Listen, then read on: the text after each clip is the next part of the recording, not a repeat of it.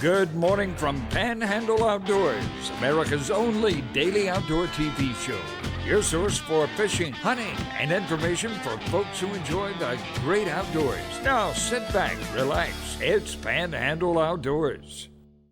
Good morning, folks. Welcome to Panhandle Outdoors. I'm Winston Chester. Glad you're here this Monday morning. Can y'all believe it's May 15th? We halfway through the month of May. Just blinking. Here it goes.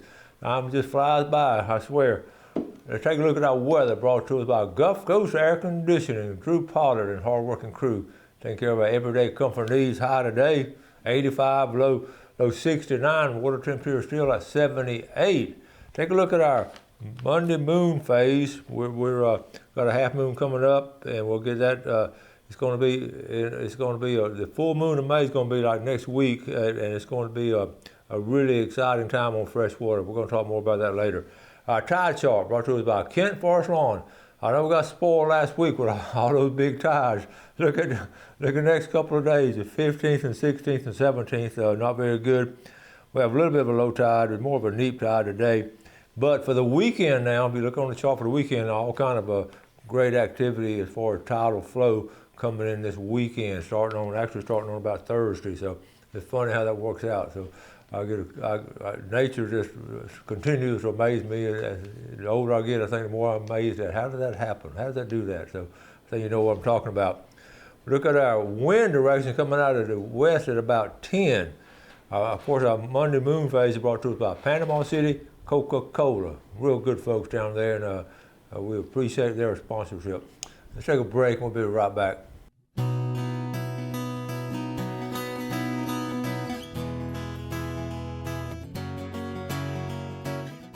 Okay, welcome back. Let's start Monday morning off on some, I guess to me it's humorous.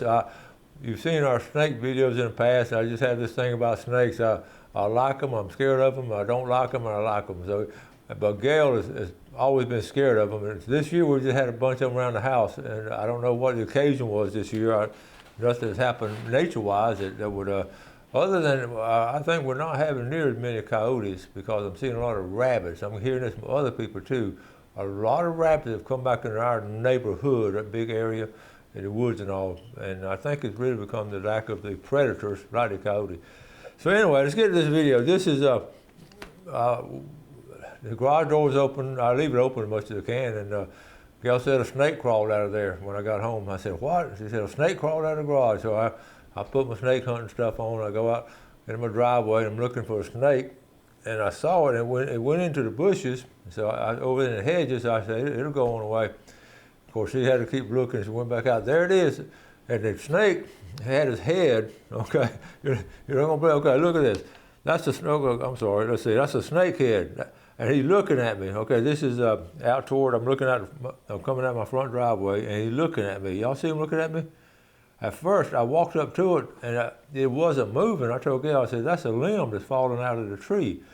She said, no, that's a snake. I kept looking at it. I said, it is. Okay, so I said, I'm gonna catch it. So I'm gonna show you this video. This is unedited, and it's I apologize for my dress attire and all, but I just had to go try. So I go up there to it, and I'm looking at it, and I start talking to it, and he don't really. Let me see. You know what? I'm gonna have to switch off. Let me see. Will it roll? Let me see. So okay. So I'm talking. Y'all see me talking to it, and he's looking at me. I'm gonna try to calm it down. And what I want to do, I'm going to go ahead and grab it by the head. I'm probably real careful. Don't try this at home. And see this. Okay, so I'm going to reach out. Now, wait a second. I got a better idea. Let me go get my snake catcher. Hold on. I'll go get my snake catcher. So let me go over here. So now I got my snake catcher. Y'all have seen this before. But now, I got to take one quick shot. See the head right there? One quick shot, and I think I got it. Boom! I missed. Now what do you do? Oh heck! Doggone it! Wait, I just grabbed it. I just grabbed it and threw it out there. Okay. So now, I wanted to take it across the road. I don't want to hurt it. I just want to take it across the road, get away from the house. Are y'all everybody with me now? Okay. So now, I stop it from going back in the hedges and. Okay, now I don't care who you are, the snake, they get mad, they start striking at you. And even if it's not poisonous, it's spooky when they strike at you. So I'm trying to grab it, so I get a hold of it. Gail's, she's not screaming, but she's upset, so she's taking, she's not taking good video right now. So it gets loose again. Look at it. It keeps falling off. And it got a little too close that time. You don't realize how fast they move. This is pure nature in the Florida Panhandle, right here in Southport. And mouth is wide open. Okay, so I think I got it now. I think I got it made. Nope. Oh, look at, oh man. So, wait a minute. I just want to take it across the road. Throw it across the road. Across the ditch. Oh, then all of a sudden, I think I got it really. I think I got it. So I'm close. And what happens? Slithers away. Look at it running fast. Look. It looks like it's, there he goes. I can't get him. And then I knew, uh-oh. He goes up, look at there. Watch him slither around, look at him. Look at him crawl up in there. See him crawl up in there? And now, so now, what do you do now? I don't know, I'm tired. So anyway, I finally get a hold of him, get him out of the tree. Gail missed me getting him out of the tree, and we'll get him across the road. So anyway, that's, there it is, that's enough of that. That's the Florida Panhandle, in Southport for the Snake Adventures of Panhandle Outdoors. So these are totally unscripted, and we laugh about it later, but during the time it's not a funny matter. And then they're not poor. There's a little racer, a little black snake. They're very friendly, but they're still sort of spooky to have around the house. So anyway, I got a couple of pictures I want to show you real quick. Let's start right here. Bill Roxby sent this. Hey, Coach, I had to share this.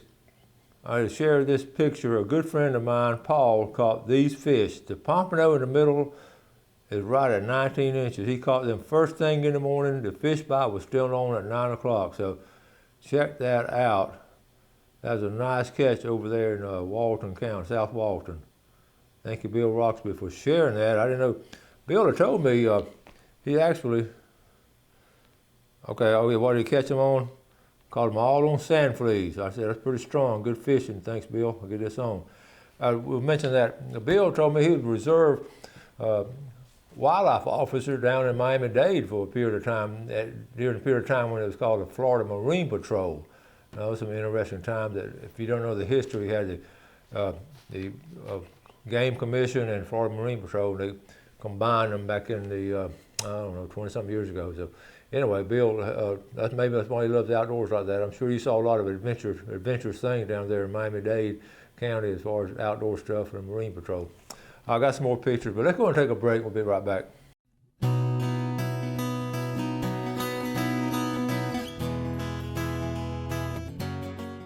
Okay, welcome back. Got a couple more pictures. Let's take a look at this. Now this is, of course, Billy Grantham sent this. For sale. For sale. It was running when I parked it. I don't know if that's up there around Sneeds or Grand Ridge. All right. Don't forget now, go and put it, I know we talked about it, we're not that far away, not this weekend, but next weekend. And I've mentioned it before, Shaddai Temple, they're doing that money goes to such good causes. You can weigh in at 3 o'clock. Fish place with all the fixing, and that is some good fish. They fry it right there on the spot. And so call Leon or Bill, those numbers on the bottom, and all the proceeds go to Shaddai Temple, okay? Okay, here's a good catch right here. Tammy Knight, one of my former students.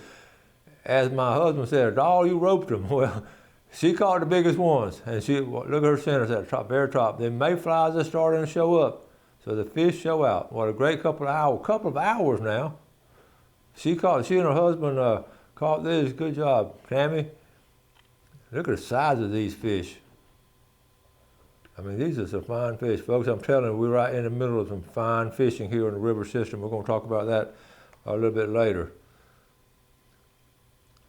Dallas Cobb, check this out now. He caught 2 8-pounders 5 minutes apart. Best afternoon, I'll say best afternoon in a while. Thanks to Dale Finley for helping out.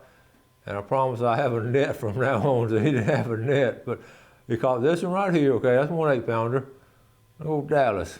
And here's another 8-pounder. Can you imagine catching two back to back? What a thrill that is. That's something you don't do very often. Okay, good job, Dallas Cobb. One thing, this time of year, there's just a lot of afternoon fishing. Both of those pictures came from just afternoon fishing, coming in for a couple of hours. So I'll get a kick out of that. I want to show you. Let's see. Some of y'all asked the other day. I got a call, and this book right here, I keep it on the shelf. What the Woods Taught Me. It's written by Thomas Howell. Had Thomas on the show about a year and a half ago. Want to know how to get a hold of it. I looked on the inside here, maybe, and I don't see anywhere to get it, but it's Calhoun Liberty Abstract up there in Bluntstown. That's his dad, Ray Howell. So if you can call up there, that's the best way I can tell you to get it. That would make a good little Father's Day read right there. So what the Woods Taught Me. So one of my viewers called me the other day and talked to me how to get this book. Great read. Good stuff right there. I want to move on to one of the things. Okay. I went to Crime Stoppers. I've been there a couple of times. I'm going to start going to some of these Crime Stoppers meetings. They do them 3 or 4 times a year because you know how I feel very strong against the bad guys. We don't like the bad guys, and every little thing we can do, if they're just stealing something or taking people's property, other places, and outdoor stuff, and all other things too. But Crime Stoppers are, they raise money to give for people to call the tip line, and it's a good idea. I had a meeting the other day. A guy was there. This plaque right here was stolen down. This was down in the St. Andrew area, and it just it was a historical marker. So they're offering his organization, the Sons of the Confederacy, is offering $500 reward, and Crime Stoppers always matches it. So a $1,000 reward for the recovery of that historical marker. It came after the hurricane, and what they think happened, somebody may have gotten it to try to recycle it. Try to take it to a metal place. People, it's crazy, but I did not know that. But at the meeting, they said something like that would bring a lot of money at a metal recycling plant. But of course, they won't accept it. They know it's illegal. They won't accept it as it is. So they may have melted it down. Or they might say there's too much trouble and left it there. But it's a $1,000 reward. So call Crime Stoppers. And I'll call the sheriff's department and give them a tip, and $1,000 if you know where it's at. Somebody might just have it laying around in a barn or something, not knowing what it goes to. Okay. Also, I want to talk about this coming up. Okay, this weekend, this is a catfish tournament. I want to mention it again. Up in Bristol, it's one of 2 tournaments. I've talked about it a couple of times. It's just a good deal because they're doing good things with it. $2,500 first place. Women's biggest is $250. Kids, so veterans. So if you're a female veteran and get first place, you could win $3,000. Okay, fish must be alive. Call Tommy Ernest or these guys here, Ken or Tiff. These numbers here, but be at a Bristol boat ramp. Okay. Now I've got something to show you that's just fascinating. Well, I'll tell you what. Before I do that. Let me set it up. Brad Tillman, that's Carl Andrews, who he and I do some fishing and all together. We go way back. Is his son-in-law, and he's from Mississippi originally, and he's a CPA down here. And he said he put this on the other night. I read this, and this is truly a fascinating situation. Okay, his mother was in that tornado that hit back in March 24th of this year up around Rolling Fork, Mississippi. That was a huge tornado came, okay? So here he sent this picture. Stop and think about this. Okay, here's Brad. There are 2 pictures. One has a yellow dot inside of the vortex of the March 24th, 2023 EF4 Rolling Fork tornado. The other has a black dot in the vortex of the October 10, 2018 Cat 5 Hurricane Michael. The dots represent the exact location of my mom, Marilyn Pippin Tillman, during each. The only person I know to hitch a ride on 2 of Mother Nature's most extreme events. My mom is cooler than yours. Okay, so here it is. Here's a tornado. That's where she was when that tornado hit this past March. That's where she was. That's her home. Okay, and then of course when Michael hit, where is she right here? Now, is that not talking about extreme nature, not being on site in extreme nature. Can you imagine that? And one of them bad enough, but I thought, we're talking about all kind of being safe and all. She's must be a church-going lady or got some good luck behind her. So anyway, I just want to share that with you, Brad. Thank you for sharing that. And I tell you what, I know some of y'all watch the show, Carl. See if we can get her to come on Panhandle Outdoors and tell them her experiences, because not many people can tell of both experiences. All right, let's take a break. We'll be right back.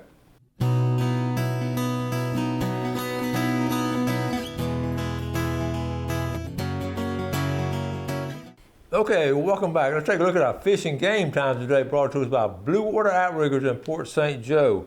We're looking at 8:29 to 10:29 this morning and 8:52 to 10:52 tonight.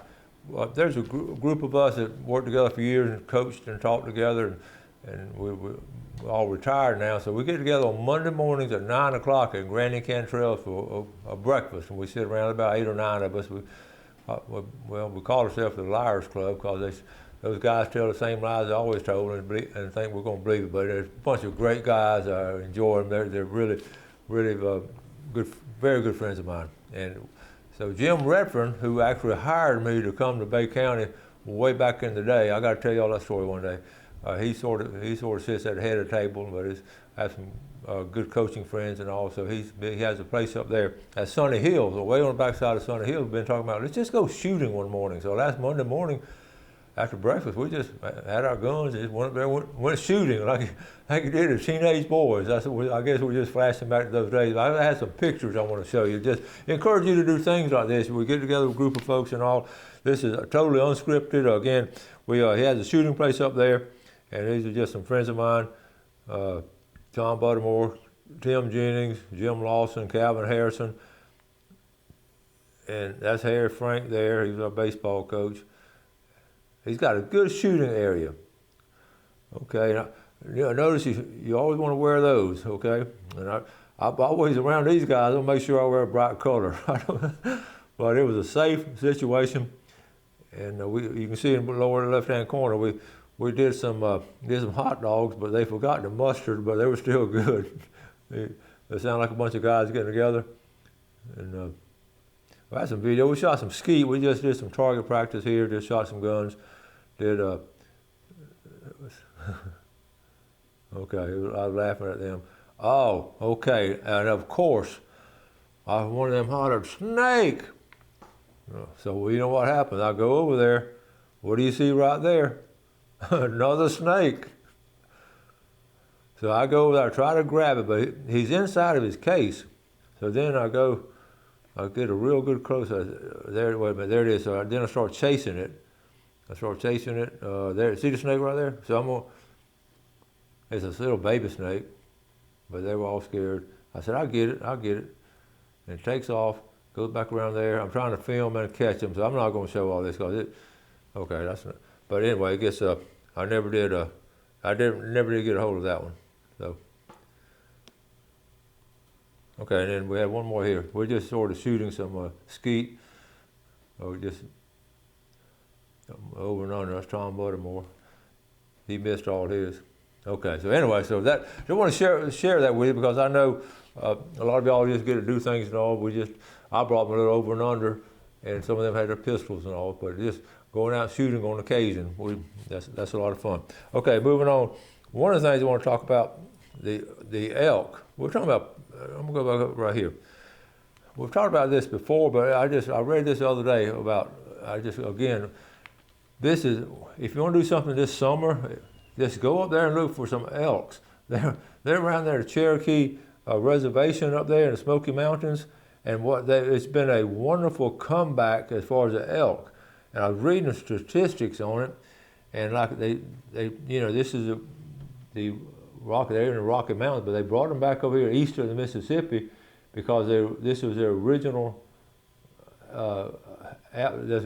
spot. And they've been gone. They figured out they've been gone 200 years. The elk's been gone 200 years, and they brought them back like around 2005 or something. And now there's a population here. There's just a population of them now of about, they say well over 150 elk, and that, well, even more than that, because this was old. So anyway, that's a native elk of North Carolina, up in Cherokee. I was thinking, putting together little summer trips and all. I know we used to love to go camping up in those areas, and the elk population, they relocated them. In fact, now they're having limited hunts on the elk because there's getting to be so many of them. Of course, you got to do the drawing. It's sort of like alligator hunts here in Florida where you do the drawing all. And by the way, that should be coming up pretty soon, so be aware of that. Also, real quick, again, I'm going to just catch up on the announcement. The Taunton Family Festival, again, that's a couple of weeks away. But if you want to be able to, that's the first Saturday of June, which is a couple of Saturdays away. Okay? I have several other things to get to, but it's going to be, I'm not going to have enough time. The big thing, of course, be careful of snakes. And I think that's all of them there. Okay, I've covered all of them. So anyway, got a minute to be careful of snakes this time of year, because when you're walking in the woods, they're out there. In fact, they're not waiting for you to walk in the woods. They're coming to you. As you can see, we have video proof of them coming to us. But seriously, when they go up out in the woods and all, make sure you wear those snake boots. And same way, trying to be safety. Talking about boating, and I'm going to hit it really strong between now and Memorial Day, because that kicks off the main boating part of the year. We're going to get some guests coming on here, talk about these statistics and the importance of wearing a life jacket. I know you hear it over and over again, but it's just like that seat belt. You just got to do it automatically. The big thing that I see, just observing it out in front of my house or when I get on the water, that one thing we're talking about, even on the highways, the same way with vehicles, speed. The speed these jet skis are going, the speed these other boats are going, and I've talked about it before, and that's what happened down in Appalachian Cove. Boom, they just ran into each other. We don't have no brakes on those boats. So the speed is a big thing, and make sure you have that kill switch on. And like I said, we're going to have some guests coming on talking about this in detail. Also, the fishing spots, I wanted to get over some of those fishing spots, but go ahead and make plans to get on the river and the creek sometime this next week or two. Especially, we've got a 2-week window right here. You'll have some of the finest fishing you're going to have all year, I promise you, in freshwater. All right, I'll wrap it up for today. Thank you all for watching our show. Do something good for someone else today. Enjoy our great outdoors, and God bless. Thanks for watching America's only daily outdoor TV show, Panhandle Outdoors with Winston Chester, featuring hunting, fishing, and other activities and information to help you enjoy the great outdoors. Join us next time for Panhandle Outdoors.